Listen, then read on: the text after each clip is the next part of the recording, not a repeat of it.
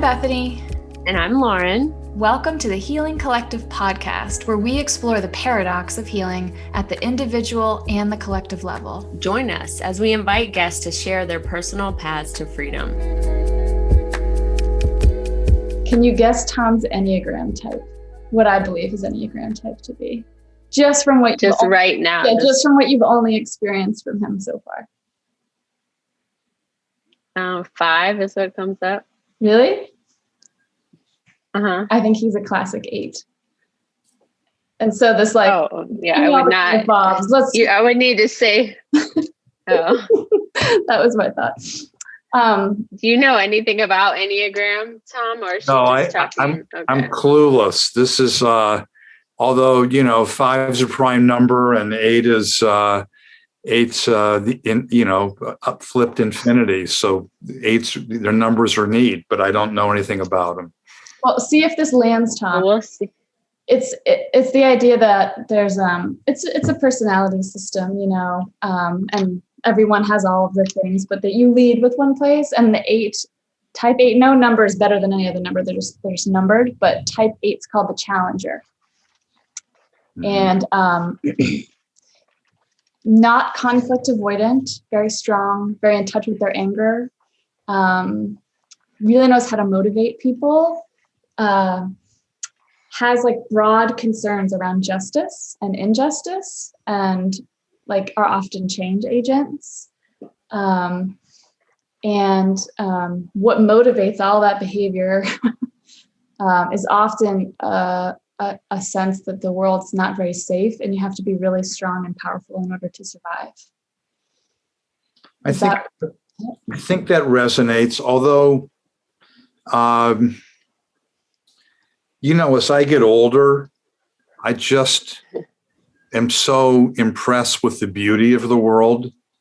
And a lot of times I feel motivated by just devotion to natural beauty and to children and family. And I think that I'm evolving or morphing into a kinder, gentler version of my earlier self. But I mean, a lot of what 8s are, that would resonate. I mean, I'm a Greenpeace environmental activist. I'm a builder of organizations. I like to think of myself as being at the cutting edge of environmental movements and caring for the planet. But I'm really drawn more out of reverence these days. I can get in touch with anger pretty easily, and I don't apologize for it. But I feel more motivated by preserving the richness of nature these days. That makes sense because as that type integrates and moves towards transformation, it takes on more qualities of another type called the 2, which is the helper, and which is like a very nurturing, people-centered, loving type. So that actually is just more evidence that Bethany's right. Your type. Well, I mean, and I think, Bethany knows that at this point in my life, I'm a grandpa many, many times over. And, grandpas have a role. It's a different role than I'm still papa to 5 children, but I'm now grandpa to 6. And I love that status. Mm-hmm. Yeah, I've been feeling, I've been feeling more of that from you, I guess. What you're describing, I've been feeling some of those shifts in you over the last several to many years, however long it's been. And I understand that he's your mentor and he introduced you to regenerative agriculture, but I'd like to know more about how you two know each other and how you met. Well, one of my best friends is his daughter, Sarah. And we met in my industry. So we worked for competitors. So like Megafood, one of Megafood's, direct competitors, a company called New Chapter, which Tom started. And yeah, Tom hasn't worked here for some time, but Sarah did. And so Sarah and I were on a couple of boards together, and we were always, together at conferences for our industry. And I guess one of our first touch points was she was pregnant, and I gave her some materials around hypnobirthing, and we kind of just clicked. And she kind of like out of nowhere, with not a lot of notice, invited me to go to Costa Rica.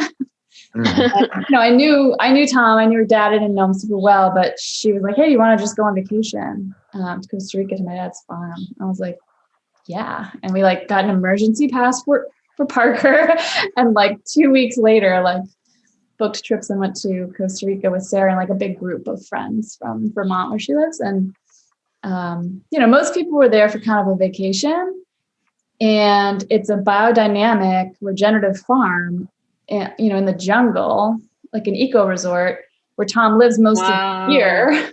And Is that where you are now, Tom? Oh, in my heart. Oh, okay. I mean, I took this picture.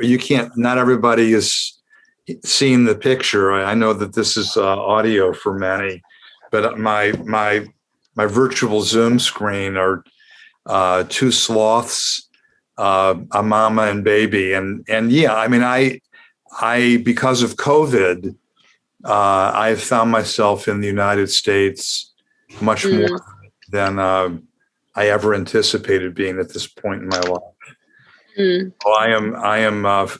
I'm happily with all sorts of kids and grandkids right now in the U.S., but I'm hoping to get down to Costa Rica, which is my principal home, at the end of August. And it's been a little bit dicey with the medical system down there. How did you arrive at that? How did you arrive at that farm? What was the journey to that? Well, always better to be lucky than smart, and I just got really lucky. I'll take you back a little bit. I was a trial lawyer in a couple of past lives ago.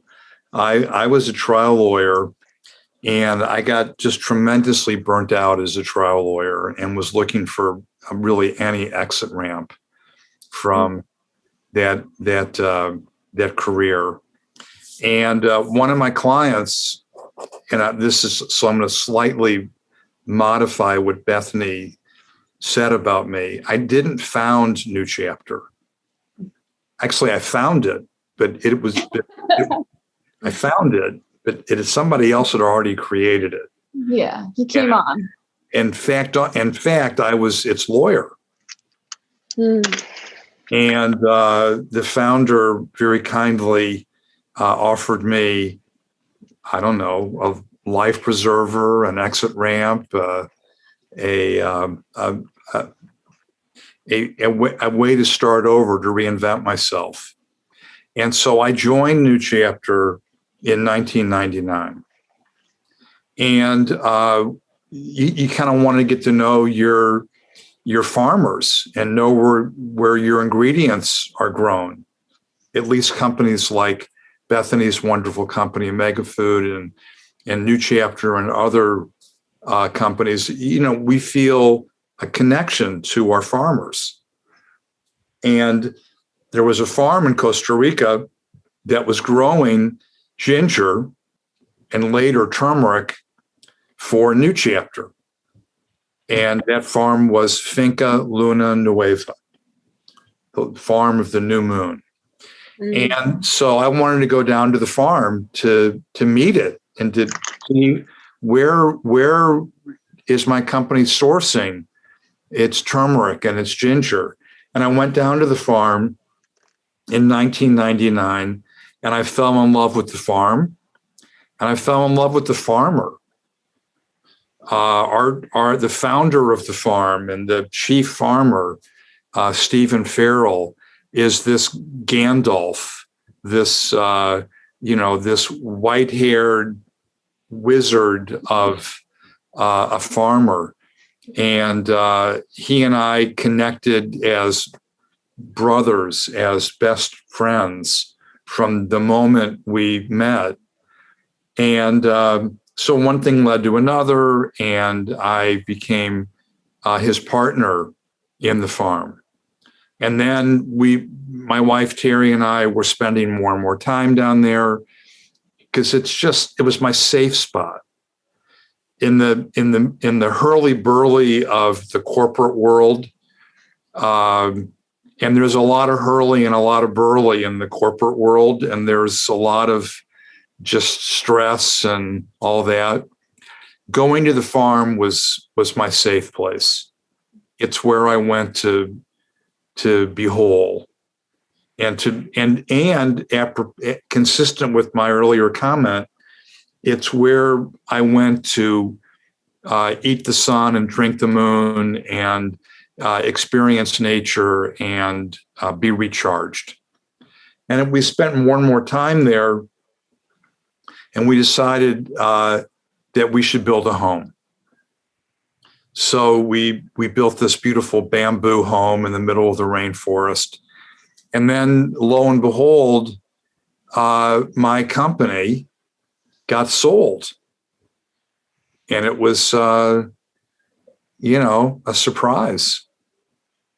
And so thank goodness I had the farm, and I had my house and my life and my environmental activism and my family, because I didn't anticipate transitioning from the corporate world as early in my life as I did.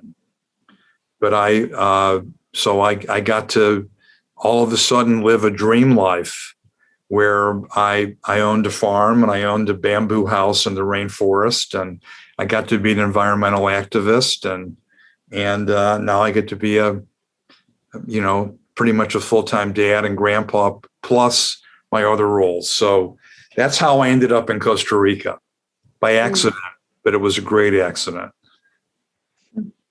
I love that. This house is it's like something out of I don't know what. It's like out of some kind of cross of a fantasy movie and a Disney film or something. It's just got twinkle qualities. It's like a tree house. It's like a beautiful tree house, and there's it's indoor outdoor, and it just merges right into the rainforest, and it's amazing. I mean, it's something just to be in that space. It has no walls, right?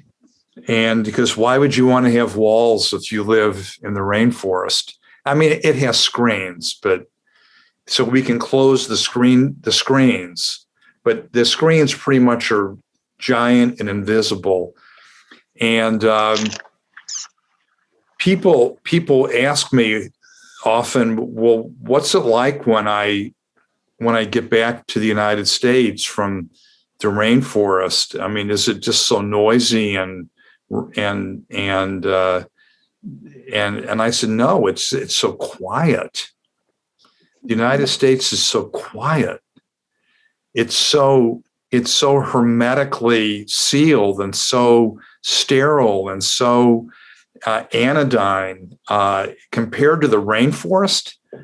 I mean, this is the grand central station of biology on the planet, and we live near the Children's Eternal Rainforest, which is the largest private reserve in Costa Rica and one of the largest fragments of rainforest north of the Amazon. It's the anchor of about 250,000 acres of uninterrupted rainforest.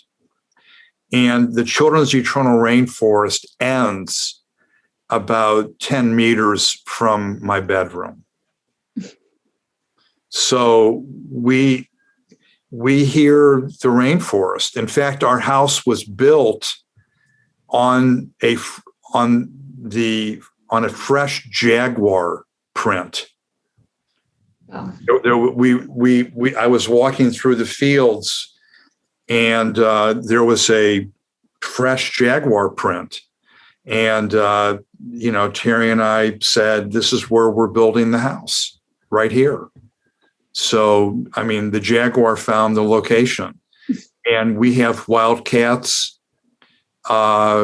We've actually heard the wildness. We heard a hunt going on in our water garden behind our house. It's right there. It's pretty thrilling. I was going to say scary, but yeah, I suppose thrilling is maybe a different way to experience that. No, there has. It's unfiltered, but we do have screens, and the big cats don't want to mess really with humans. I don't think there's been an attack of a human by a jungle cat. We have jaguar, puma, ocelot, margai, jaguarundi. We have 5 jungle cats on our property. Not all the time, but they've been spotted in recent years. And plus just, all the other wild animals of the rainforest that you can imagine. But there's no record there's no history of the cats attacking humans. And there are snakes everywhere. They're everywhere. But the number of people who in Costa Rica who die per year of a treated snake bite, it's usually around 0. Because Costa Rica's got this down. They understand. We've been in our farm since 1999, and the farm has been open and operating since 1994. And we have been working in the fields and clearing fields and working in the brush. And in more than 25 years, no one has ever been bitten by a snake. And if they had, it would be, so I don't want to scare people that, yes, it is unfiltered and it is the rainforest, but it's beautiful and thrilling. But it's a National Geographic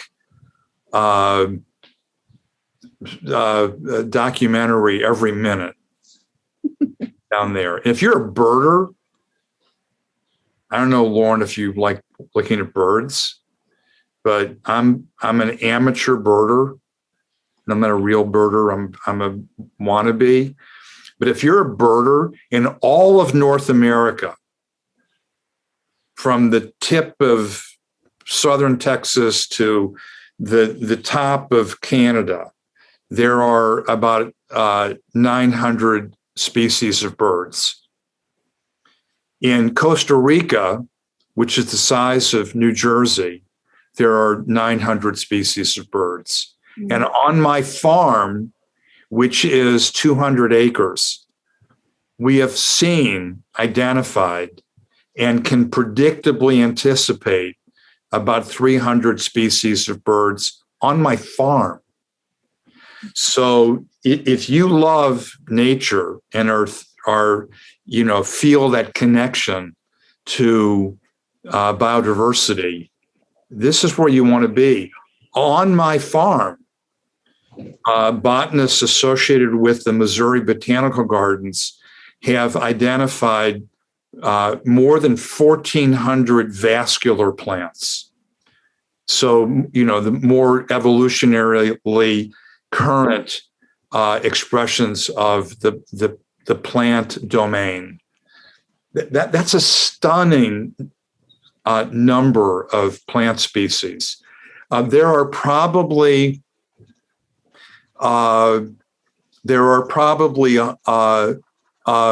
50 to 100 bat species on the farm. There are thousands of moths and butterfly species on my farm. I think what I hear you saying is you're coexisting with a lot of life. and that it sounds pretty in balance and not. Does that? I mean, when I think about the delta of here and there, it just feels like it's been so dominated, I guess.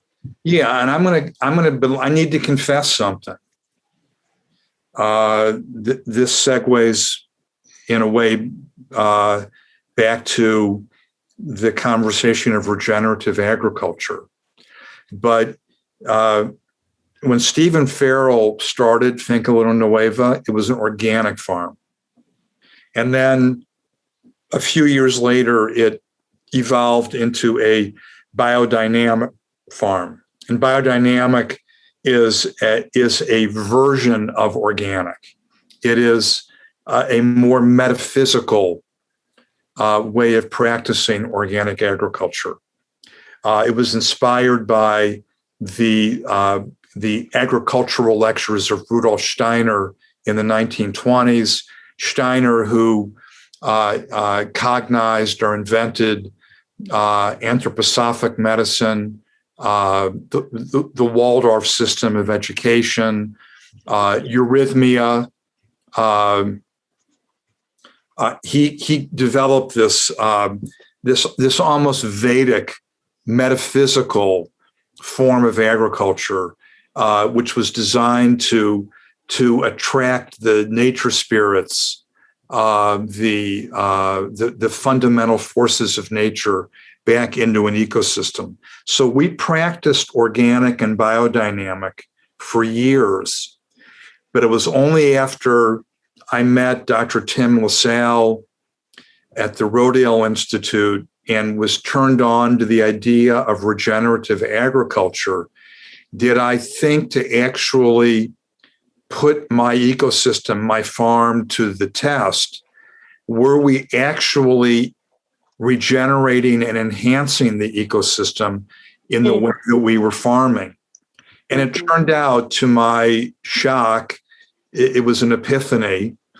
To my great disappointment, that even though I had for years congratulated myself and my colleagues at the farm for our service to nature, it turns out that we were impoverishing nature in the way that we were farming.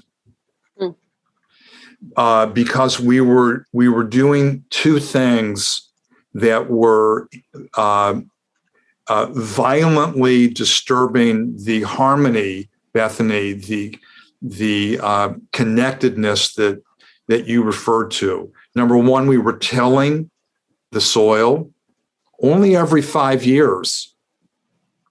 We tilled, we planted, we harvested, and then it was fallow for 4 to 5 years. But nevertheless, every 5 years we tilled, which is basically taking a knife blade and cutting the flesh of Mother Earth in order to control weeds. And we planted monoculture. So even though we had fallow where it was reverting, and there was a succession back to the jungle, every 5 years we planted a monoculture, which does violence to the way nature produces energy and stores energy, rather. So what's a monoculture, Tom? We planted, our fields were fields of ginger. So like just a lot of one thing in one place. We planted straight rows of ginger, straight rows of turmeric. And even when we got all fancy and we planted in mounds, it was ginger, it was turmeric, it was one crop. I am freaking out over here. Right. Okay, so that's the way people in North America grow food. And remember what food is. Food is simply nature's way of storing solar energy. Okay? That's all that it is. Like taking so many notes. I'm like, food. I want to jump in just a second, but go ahead. I want to finish this part about food as nature storing energy. So, yeah, I mean, so what? And the impact of the monoculture is what? All right, well, I'm going to get to that. Let me tell you how the world works. Let me tell you how I'm like, I need a more comfortable chair. Okay, let me tell you how life on Earth works. Wait, pause. Listeners are about to hear how all of life on Earth works. Get ready. There is a giant nuclear reactor in the sky, 93 million miles away, generating in the pressure, the cauldron of the sun, generating photons of solar energy, and an almost infinite, a near infinite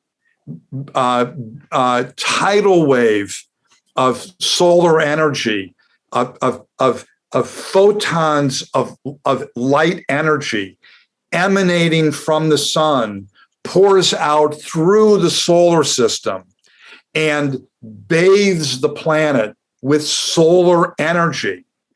Energy is defined by physics as that which is capable of doing work, of moving things. I mean, energy is defined by the ability to work. We have a body. Our body needs energy to work. Where do we get energy? There's only one place on Earth to get energy. It's from the sun. There's no other source of energy available to mammals on the planet. Where do mammals get that solar energy? Well, they get it where the Earth stores the solar energy. Where does the Earth store the solar energy? It stores it in food. How does food end up being a repository of solar energy? I'm asking you, class, how does food... Photosynthesis. It takes photons of energy, and using this incredible genius invention of evolution, this ability to capture photons of light energy in this thing called chlorophyll, in chloroplasts that are inside the tissue of plants. And those organelles inside the cells in a leaf on a plant, imagine each of those chloroplasts that contain chlorophyll, imagine them as catcher's mitts facing the sun and catching these packets of solar energy given freely by the sun to Mother Earth. And it's this gift, this free gift from nature of this infinite supply of energy. And then what does the plant do with it? After it captures the energy from the sun, it stores it, and then drinking in H2O, water, and breathing in CO2, carbon dioxide. And this is like all junior high school biology, right? The plant taking water and hydrogen, water and CO2, it uses the energy from the sun to break apart those molecules. And then that same energy from the sun reconstitutes those molecules. And think of what the chemicals, the atoms are. They are carbon and hydrogen and oxygen. And when you re-scramble the atoms of carbon dioxide and water, when you reconjugate the carbon, hydrogen, and oxygen, you create, if you're a plant, carbohydrates. Aha. And what is a carbohydrate? A carbohydrate is the biological packaging. It's delicious. It's aromatic. It's nutritious, but it's solar energy. It's packaged solar energy. And so when we're all hungry for energy, we eat carbohydrates because that's where we get energy. And by the way, when we get energy, we are eating the sun, period, full stop.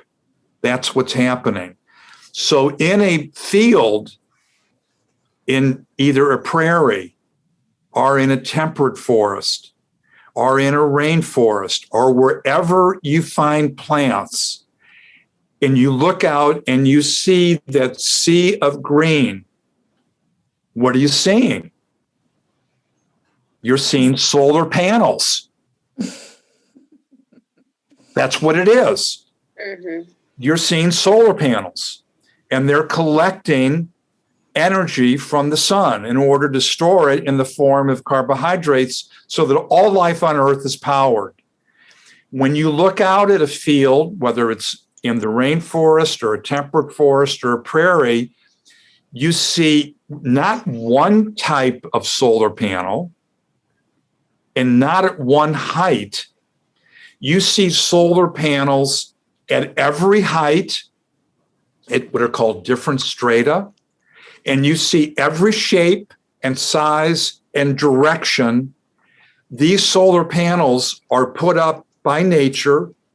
Remember I said there were 1,400 vascular plants at my farm? Each one of them has its own strategy for collecting solar energy. They each have, all of them need it, and they each have a way to collect photons of light energy.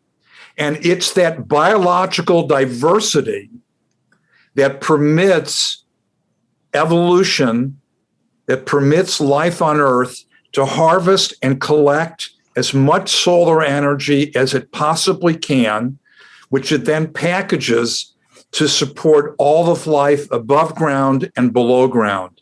And so when my farm thought that it was smarter than evolution and smarter than God and smarter than Mother Nature, and when it cut down all the diversity and just put up one type, yes, and when it replaced all that array of solar panels with just one type of solar panel, what a loss! We lost all the energy gathering in the system. And energy is the ability to do work. And if you're not putting that energy to work, producing carbohydrates, what does the energy do? You're going to be disappointed to hear that if the energy isn't captured and stored for us to consume as delicious food, the energy basically just heats up the surface of the bare ground and then reflects back into the solar system and heats us to death. So whenever you see a farm that is tilling the soil and leaving the soil bare and farming in a monoculture, you're looking at a death machine for life on the planet. Forget the fact that the food won't be as nutritious and the food will not be as delicious. It's also taking the great gift of Mother Nature, which is photosynthesis, and the infinite gift from Father Sun, which is all the energy that we could ever need, and convert it instead to something which heats up our planet and is killing us. Did I tell Bethany something? Well, first of all, you're amazing. I have so much sexual energy, creative energy. I'm so excited about this. But I have to tell Bethany, there are so many implications for like that for so many things, but that is the same as white supremacy culture. Yeah. They are literally doing the same thing. There's a monoculture that is it's not trusting the system, it's not trusting evolution, it's not considering regeneration, it's not diversifying. It's how can we do this right? Do it as fast and as quick as we can. We think it's helping control as many outcomes as possible and strip all the nutrients and all the things. Like there's so many implications. And I noticed I want to out myself that I've had a really interesting journey around this. Did you want to say something, Bethany? I just took a sip of water. Oh, so Tom, like I would say, so I've been a principal for most of my life, and I worked like 70 hours a week and on the west side of Chicago, and was a single mom and working through an addiction. So for a long time in my life, I really couldn't think or breathe or about anything else. So maybe similar to your trial lawyer days, something like that. The last 3 years, I've been through like a total rebirth, I guess you would say. And I started doing medicine work.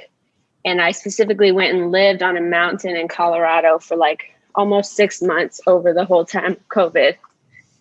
And I realized that like I couldn't keep a plant alive. I could not feel the earth.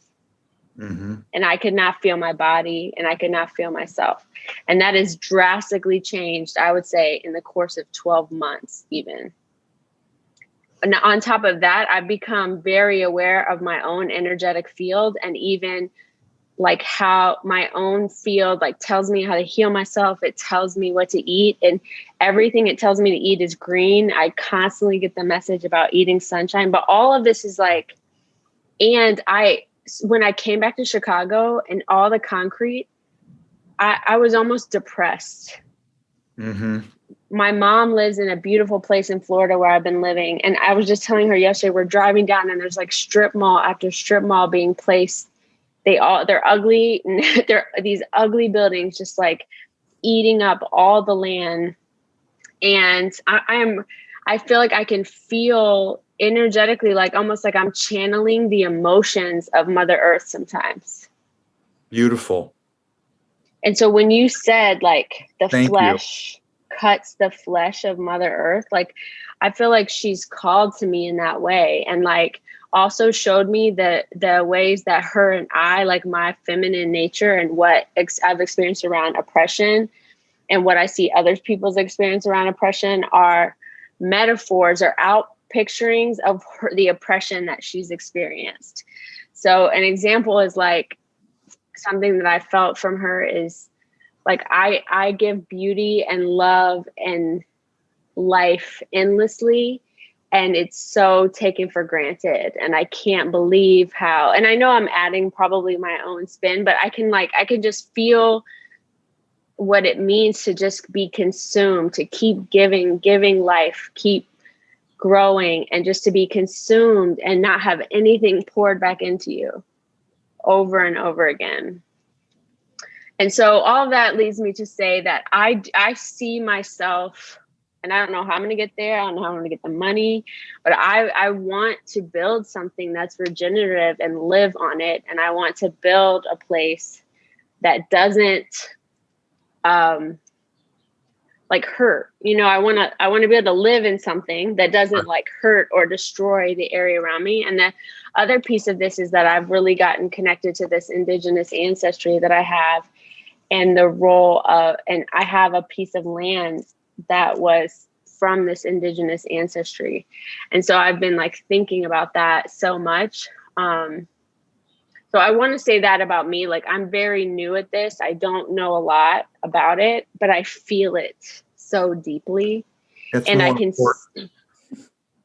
see all of the parallels, how some of the work that I'm doing in the world is around healing the ecosystem of humans, which I'm seeing is just a mirror of nature's ecosystem, which is why I brought that up about the connection between white supremacy culture.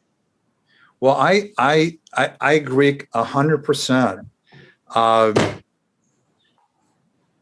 we've lost our humility. We've lost our kindness and our reverence for all of our sister life forms. I mean, you can't even begin. We can't even begin to estimate how many different forms of life there are. Although you can make an argument that there's really only two life forms on the entire planet. Cells that have nuclei and cells that don't have nuclei.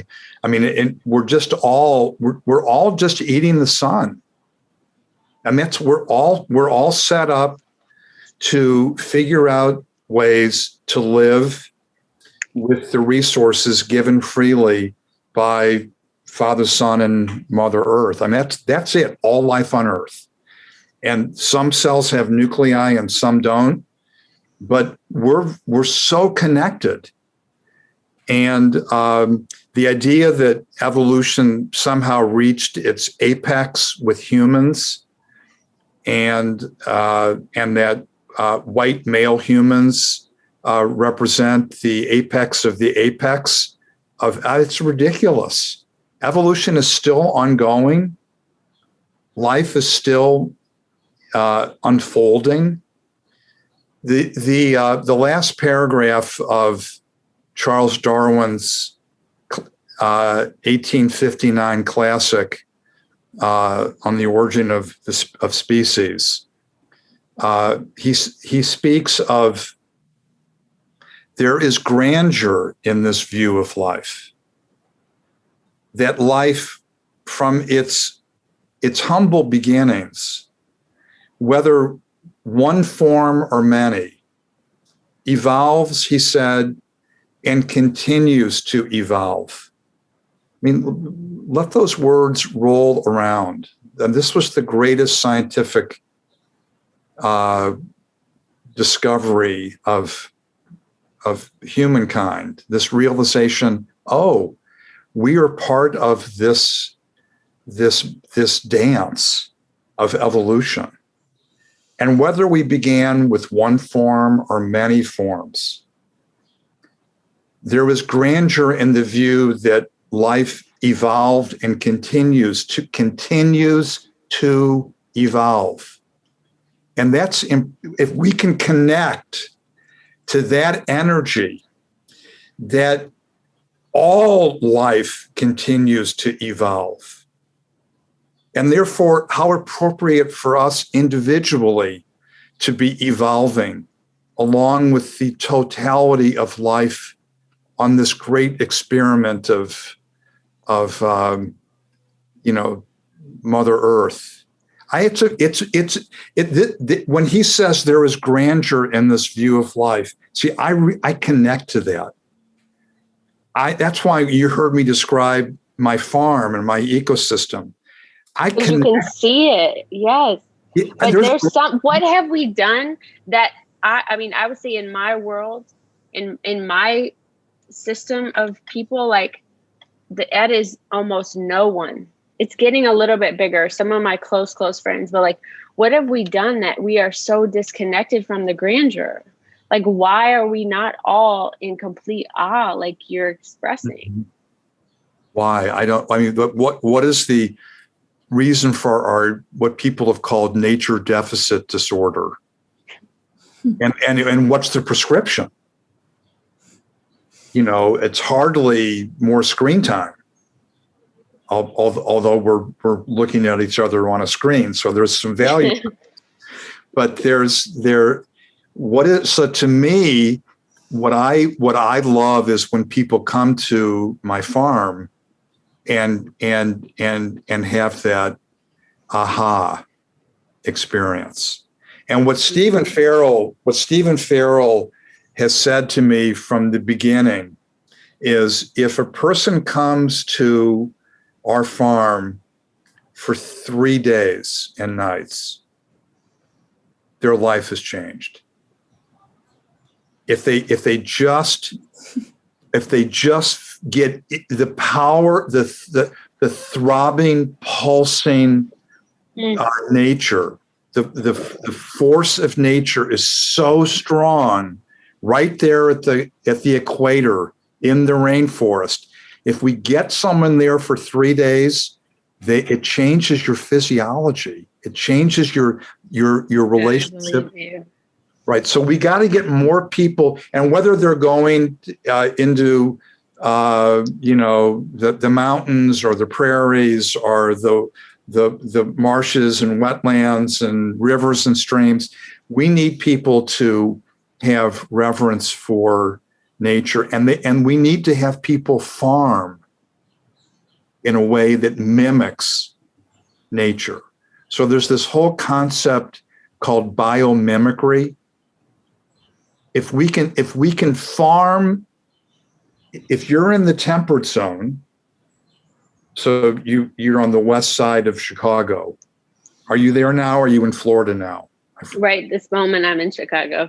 Okay, and I'm on the south side, but yes. Right. So Illinois used to be called the Prairie State, and may still be called the Prairie State.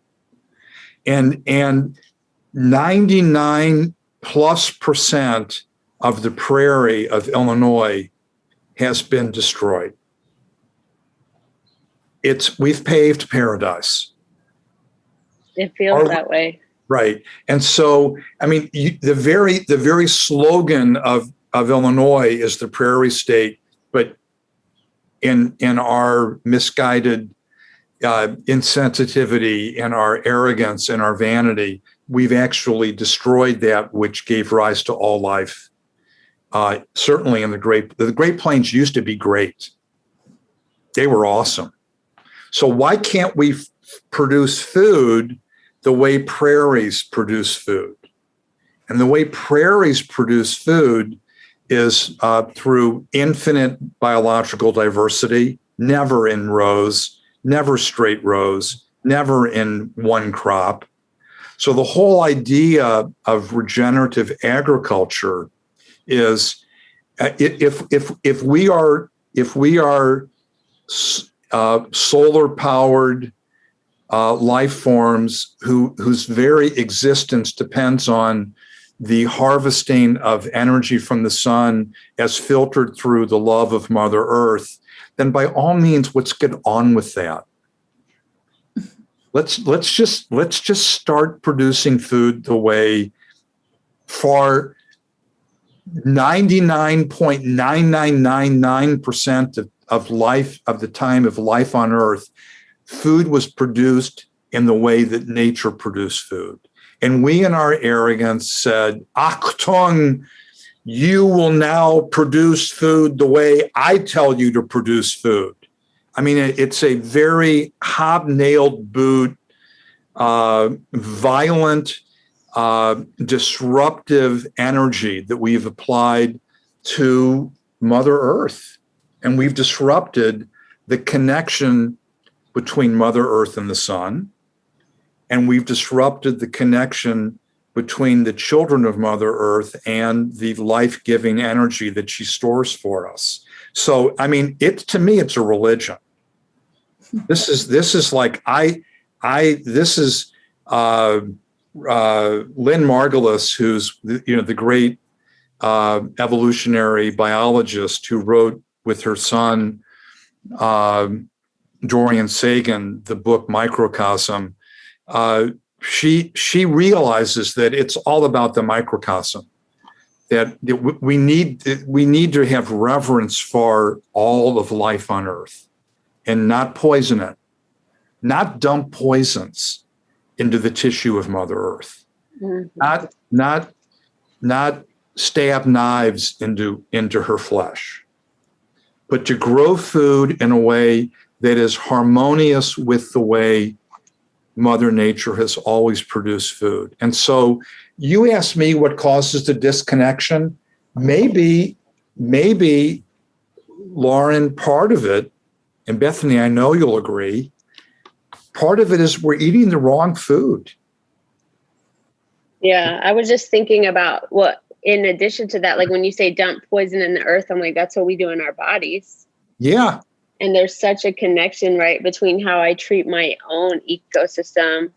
You know, of course, like it's just like, if you don't keep your own house clean, you're not going to be clean at other people's houses. You know, it's just like, yeah, we're going to treat the outer ecosystem the way we treat the inner one. It's just, it's appallingly disrespectful to Mother Earth, our home, to all life forms with whom we share Mother Earth, and to ourselves, to poison the planet. It doesn't make any sense. And we're all dying from it. And we're not only dying organically, but we have the dis-ease of a spiritual rupture, a spiritual disconnection from the planet. So I mean, to me, regenerative agriculture, sure, it's a system of growing food, but to me, it's a spiritual practice. Yeah, I can see that. Bethany, how did it change you to go there when you went to his farm? Well, I spent a week with Tom. And I mean, I knew like 20 or 25 minutes into talking to Tom about this, that I was going to reorganize my entire life around. Hey, I'm like literally like, Tom, can I come work there? What? I'm like all in my head, like, okay, how can we start a movement? Like, what would you like me to do next? Yeah, I mean, I was just like, what else is there to do anymore? I mean, the first thing I did when I got home is I walked right into my CEO's office and I was like, I know we've been doing all this other stuff, but this is the thing we got to do now. This is all we should do. And he was like, what are you talking about? And it only took me like a year to convince him that we should change our whole business to just start focusing on this. And our BHAG, our company BHAG, that was 5 years ago. So we're like a probably $80 or $90 million company. And our company BHAG is to be the company most known for restoring the health of the soil. And so everything I get to do all day long is around this. It's talking about it. It's inspiring people around it. It's measuring it. It's putting resources into the beginnings of this movement and raising awareness. And we buy from all these farmers, so we're incentivizing them to do things this way and try things and test soil and learn and speak to our experts. Tim LaSalle, that he mentioned, we retain him and we offer him to any farmer that wants to learn more about this. Like I'm actually like appreciating myself because I turned myself on almost immediately when I got down there and talked to Tom for a few minutes. And I've been deeply committed since that moment. And I think pretty successful in my sphere, so far. And there's there's always so much more you can do. And I've been really doing a lot of practices around like my own self-development and consciousness. And one of the most compelling things about all that work is because I started to understand that that there's a conscious aspect to this as well. And when I catch myself in a really super reactive fear state about what's going to happen if we don't get everyone to do this stuff, that state of consciousness is just it's more of the same, because it's me being like, I know what to do, and you need to do what I think that you need to do, and it's forceful, and it's not curious, and it's not open, and it doesn't have reference. It gets very narrow. It's not wide. And so my state of consciousness I've mapped to this whole thing in nature that I've been learning so much about and paying so much attention to. And so I want to be really effective in what I'm doing. So I have spent quite a lot of time thinking about from what place and from what state of consciousness am I doing this work. And that's like that's like what I spend a lot of time on. Like, how can I invite this? How can I stand for something and not be full of blame and criticism and judgment and fear mongering and be in a totally contracted state thinking that I know the right thing and that you don't, and I have to convince you, because I don't know if I'm going to be very successful at like my goals and the things I'm interested in, what I want to create, if that's what I'm up to. So these are my two spheres, and I've just been moving them closer and closer. So they're more like a Venn diagram now, and just playing and experiencing what it feels like to think about how to make change from a different state of consciousness than what we've been making change from. And yeah, that's all I've been thinking about, since I went and talked to Tom. And I'm so grateful to you, Bethany. Thank you. I mean, you're an inspiration now to the world, and you re-inspire me. So thank you. Thank you, Tom. I mean, I wanted to let that land and take that in, and like, yeah, I mean, you changed my life. And like and this is what you're so good at. I mean, this is just your total zone of genius, is like having a conversation with someone that inspires them to change their entire life and think about things radically differently, that sticks. So very sticky. I mean, I haven't not thought about this for one single day since we went there 5.5 years ago. Well, A lot of people, I'm going to push back. You're giving me way too much credit, because I don't have this effect on everybody. I think you were the genius listener. I think it was your field was so receptive to the message. I wish that more people were like you. And I love that you and Lauren are hosting this podcast, because I hope that this message lands in other receptive, fertile fields, and that people will be like you. And I'm not in the exit lounge. I'm not that old, but I'm a lot older than you. And it is so fulfilling to me that you are now carrying this message. And I hope that lots of the listeners to this podcast get turned on. And I mean, there's nothing more I can do than to plant the seed. This is my highest and best use, to be in service to this message. Yeah. I have a couple. Yes. Go ahead. That feels so clear. Okay. I want to go in kind of a wild left, but it's coming up so strong to ask you, like, do you remember other lives that you've lived? And do you believe that aliens have planted anything on this earth to grow? Like, do you think that, so those are like two questions I want to know your opinion on. Like, because here's my judgment is like that you, like your energetic field and what I feel into you is like, it's very unique.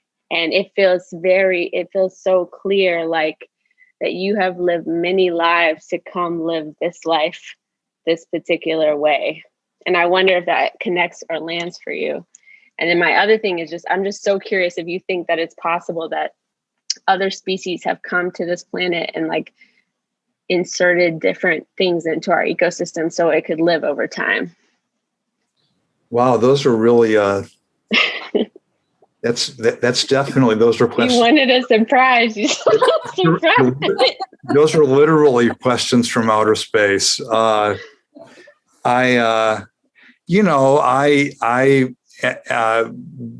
started practicing transcendental meditation in 1973, and I have never missed a day of meditation since then.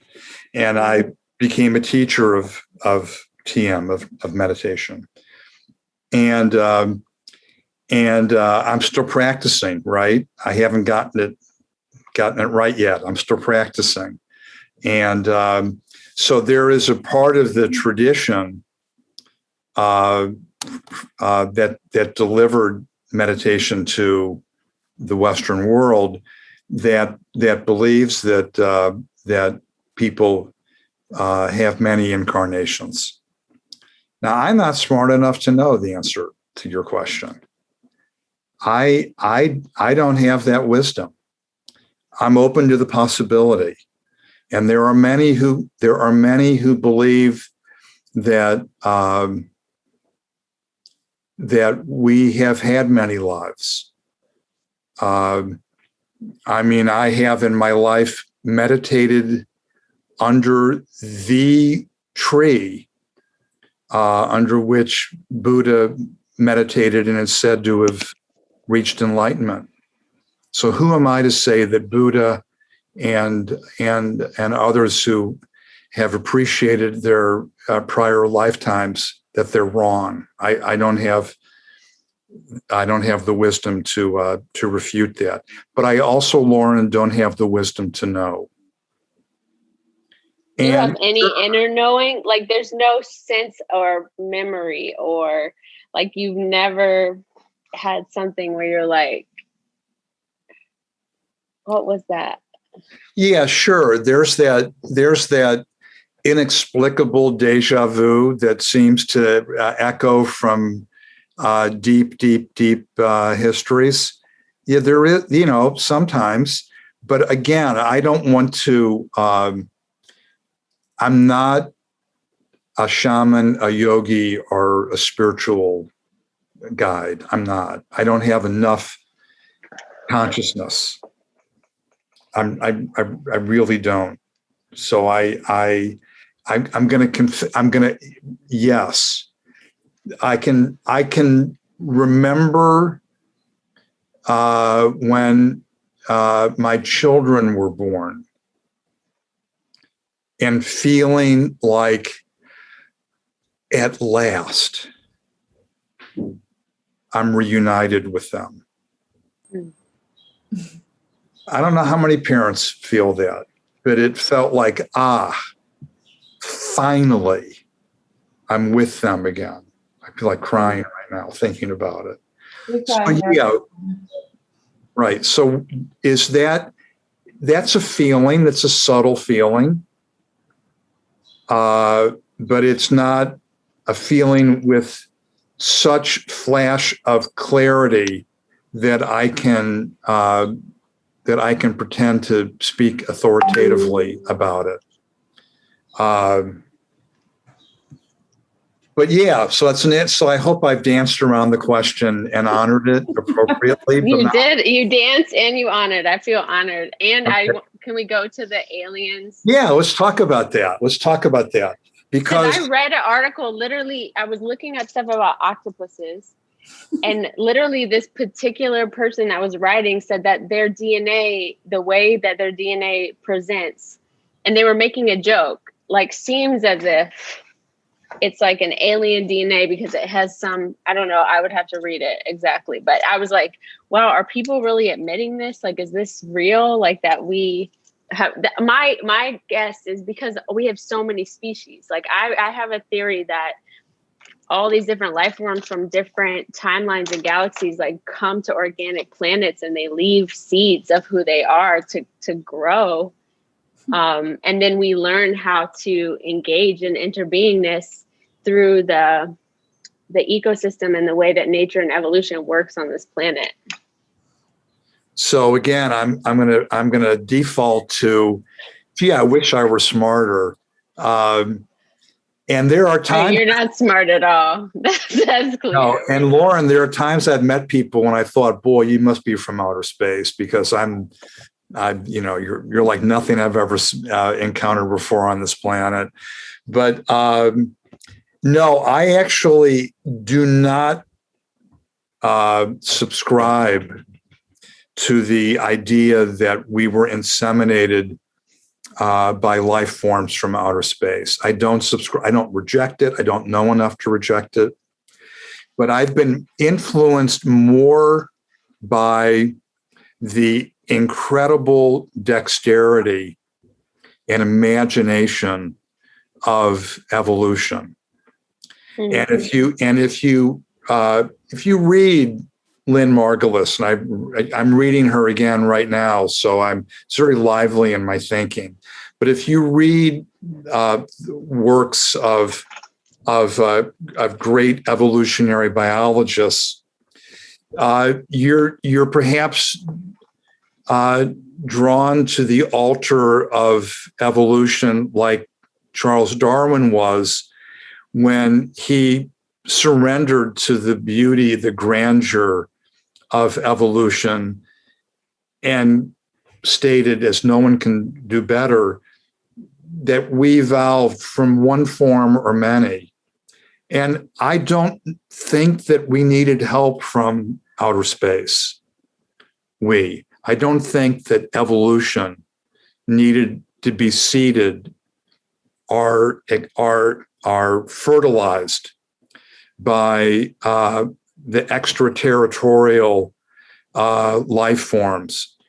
I don't know enough to refute it, but I actually feel so much admiration, so much awe for life on Earth that I think that Mother Earth and her creativity are all that I need to bow down to. Mm-hmm. I totally get that too. This right. year, especially like I started honoring the moon cycles, right, and the solstices, and I really am very much relating to your experience of it being a religion and a spiritual practice, and it creating it, and it activating something that felt like it was already there. You know what I mean? Like that my inherent nature right. is to worship the planets and the earth and the sun and the water, that's my inherent nature. And I'm just activating it through honoring the different cycles. But I very much relate to that. And I have to congratulate you for asking me the two most interesting questions anyone has ever asked me on a podcast or otherwise. So you definitely get regeneratively grown and produced cookies for you've won the all-time competition. And I'm glad you did, because it allows us to reflect on evolution. Well, and people talk about mushrooms. We talk about fungi, and I know how important that is in the regenerative system, and that somehow mushrooms allowed our brains to develop the way they have. And I don't know. Outside of all those other theories, Tom, can you talk about the role fungus plays a little bit in nature? I don't pretend to be Michael Pollan. I don't know enough about entheogens to even to be stupid. I think that every culture has forged relationships with plants and with fungi that to bring about an altered state of consciousness. That's absolutely nothing unique to my perception. And the Michael Pollans and the Andrew Wiles of the world have expressed that far better than I ever will. Agriculturally, yeah. There are great scientists who are now recognizing that it's all in the fungal bacterial ratios, that the fertility of a field, the ability of plants to capture solar energy, it's all about the fungal bacterial ratio in the soil. We know that virtually every terrestrial plant, terrestrial as in land-based, not ocean-based, that virtually 100% of terrestrial plants have a symbiotic relationship with different forms of mycorrhizae, of fungi. that deliver nutrients to the root tip. If you really want to get religious, in fact, I once founded a religion. I actually founded and named a religion. You did? I did, based on a religious experience that I had. This is way too long of a digression, and I'm not going to take us there. But I once founded a religion called the Universal Church of the Infinitesimally Small, based on reverence for the infinite support and life-giving beneficence of microorganisms. Mm-hmm. And whether they are inside of us, and in fact, they're inside of our cells, every cell. Remember I talked about chloroplasts before? Mm-hmm.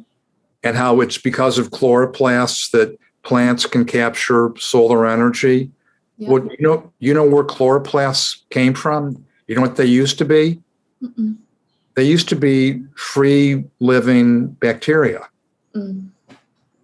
that developed a symbiotic relationship with other life forms. And you know how in each and every one of our cells and in every cell of every animal and plant on Earth, there's this thing called mitochondria, right? And what is mitochondria? This really connects to the whole talk today. Does it store the energy? It's what converts. It's what converts the prepackaged solar energy into the cellular energy that powers all of our life. What are mitochondria? They were also free-living bacteria. Well, wasn't everything started that way, right? Yeah. So in every cell in our body, there is a continuation with its own DNA, I might add. Mitochondrial DNA is different than nuclear DNA. I mean, so these life forms continue. And what's really cool, talking about the patriarchy and the matriarchy, the mitochondrial DNA come exclusively from the mother. I don't know whether you were aware of that, but think about that. I mean, there's an uninterrupted matrilineal gift of the mitochondria, of the organelle in your cells with its own DNA, just from the mother, that allows you to convert solar energy harvested by plants into cellular energy that fuels all of our life. That's mind-boggling right there. And then every photon of solar energy is harvested because of the bacteria that now live inside of plants. And that isn't even talking about the trillions and trillions of microorganisms that reside in our digestive systems, allowing us to take food and to extract from it the nutrients that plants placed there in relationship with Mother Earth and the sun. I mean, so it's all. That's why I have reverence for the infinitesimally small. And then if you look at the soil organic matter is about 60% carbon, but soil organic matter is the this is a kind of a maybe harsh sounding term, but soil organic matter is almost all created from what's called necromass. In other words, the mass that comes from the life cycle, from the reproducing, pooping, and dying of all the microorganisms in the soil, that's called necromass. And that is what produces, in large measure, the fertility of Mother Earth's, the tissue of Mother Earth. And so much of that is facilitated by this remarkable choreography between plants and bacteria and fungi. Okay, and this is where we're going to end up. This is my last, because I can't go any deeper and I can't do any better than the story I'm about to tell you. This is our bedtime story. Okay. In the beginning, it was ocean and rock. There was no soil. There weren't trees. There weren't plants. In the beginning, as far as we're going to be able to appreciate, it was ocean and rock. And there were plants in the ocean. And those plants would wash through waves onto the hard rock, and they would die. And this washing of green plants from the ocean onto the hard rock, way back when it was Pangea, one continent, no soil, no trees, no moss, no lichen, no flowers, no nothing. But over the millennia, over the eons, the millions and millions and millions of years of these plants from the ocean washing onto the rock, at some point, now we think about 470 million years ago, some of those plants from the ocean, in collaboration with a type of fungi called arbuscular mycorrhizal fungi, in further collaboration with mineral solubilizing bacteria, got a toehold. Those plants somehow figured out how to live on the hard rock. And then the solubilizing bacteria and the threads of fungi began to break down that rock. And there was weatherizing of the rock. And then those plants had a life cycle, and they would reproduce, and they would live and die. And then plants developed roots in the developing tissue, the developing soil of Mother Earth, created out of that relationship, that choreography of microorganisms. And at that root tip, it's called the rhizosphere, at that root tip where biology meets geology, every single moment of every single day, soil is being created anew. Creation, when I said in the beginning, there was ocean and hard rock, and now after the eons, we have life. It's so beautiful on Earth that arose out of that ancient relationship between the kingdoms, queendoms, domains of life. And now, in the beginning, happens every moment. Because every single moment at every single root tip of every single plant living in the soil, that process is being recreated. The creation story of life on Earth is being recreated. Talk about a metaphor.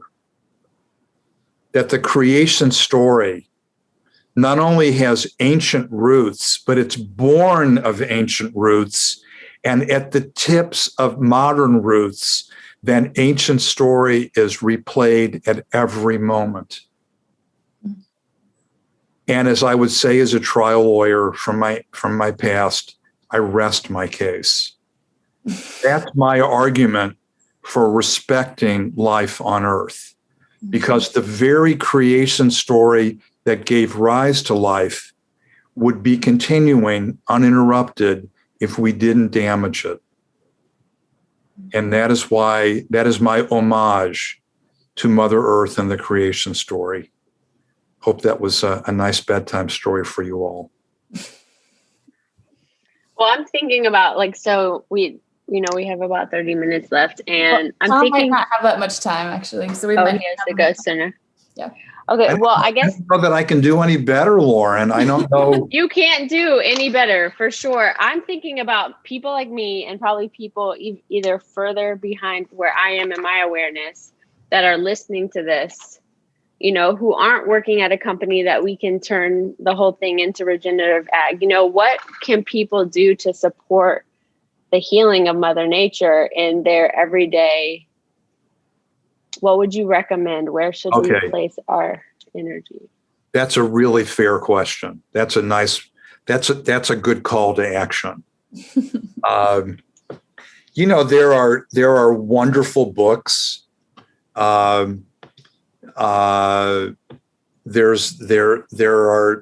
3 books that come to my mind. Courtney White's Grass, Soil, Hope. Kristen Olson's book, The Soil Will Save Us. Judy Schwartz's book, Cows Save the Planet. Those are really wonderful foundational books in my library. There's a great writer named David Montgomery. He's written a trilogy of books on regenerative agriculture. One that I recommend is Growing a Revolution, Bringing Our Soil Back to Life by David Montgomery. So those are some great books that people can turn to start their education. I helped to create a not-for-profit organization called the Carbon Underground. The website is thecarbonunderground.org.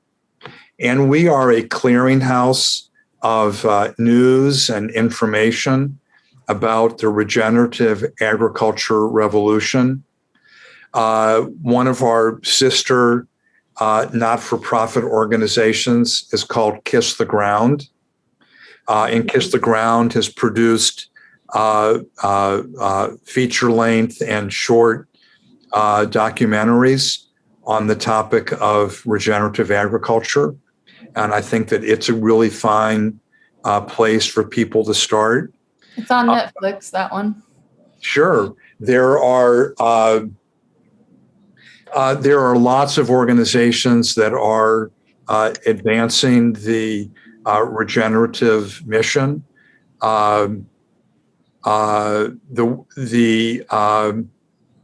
Chico State. Pardon? We could say Chico State. Tim can probably. I was gonna end up there. But let's go there. So let's start with the Rodale Institute. I think that it's where the seed was planted for me by Tim LaSalle when he was the CEO of the Rodale Institute. And the Rodale Institute continues the great work of teaching regenerative agriculture. So the Rodale Institute is a great organization.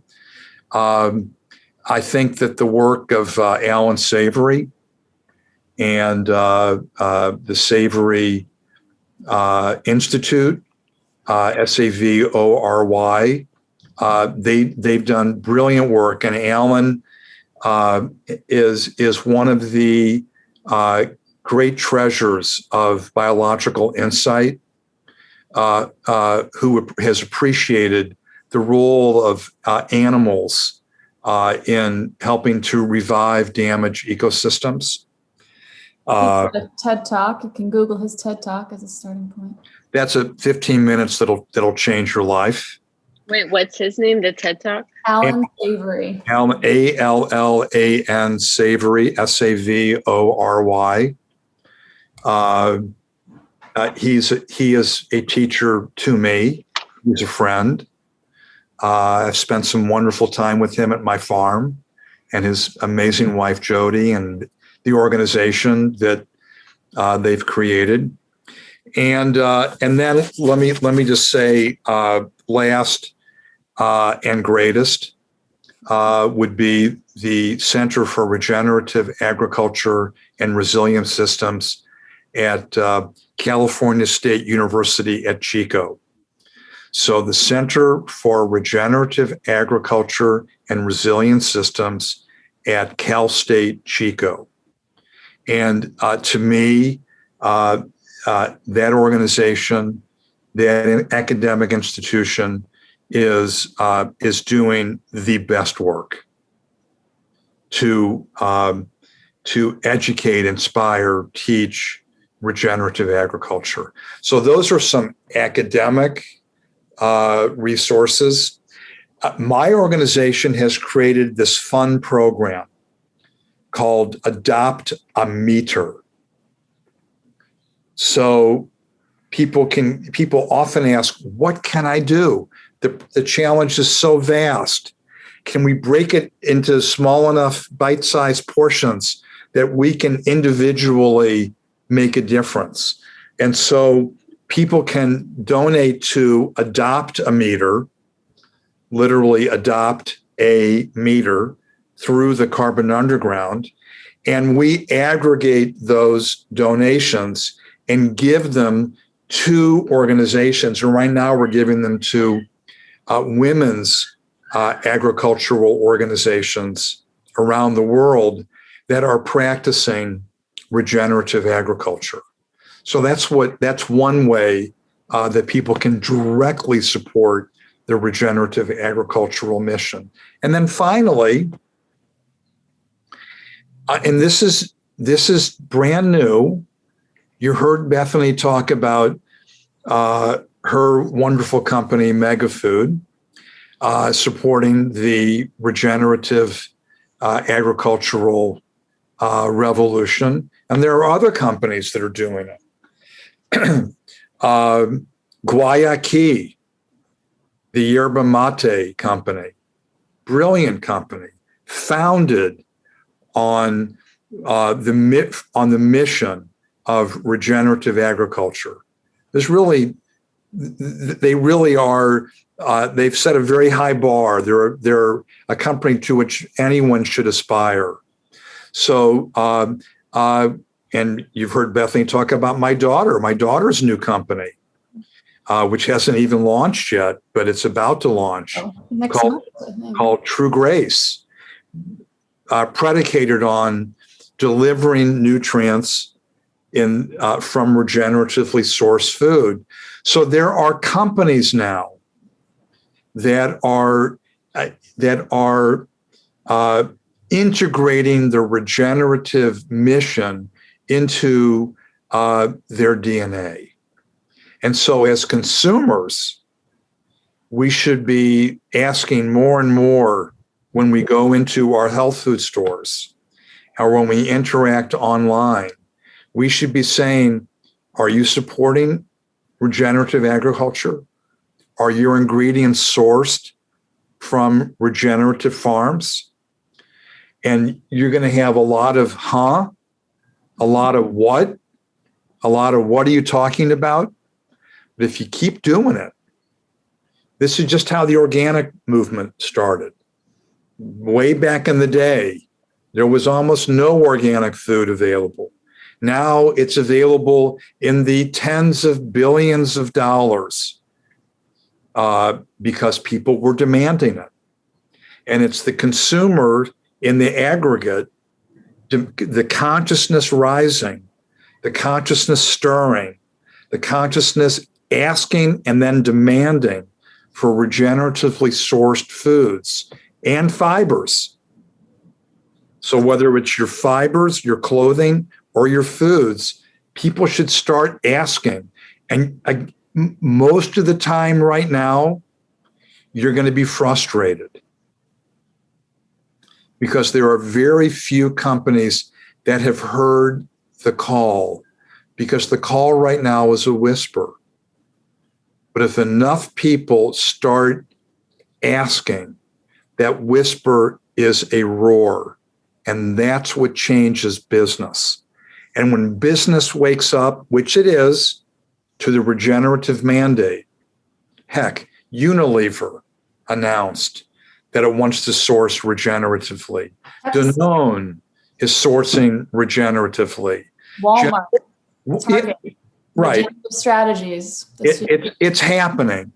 So the more consumers ask, and we need millions of consumers. So I hope 1 million people are listening to your podcast. Me too. And thank you, Lauren, for asking the question of what can be done, because it's as simple as asking for regenerative products.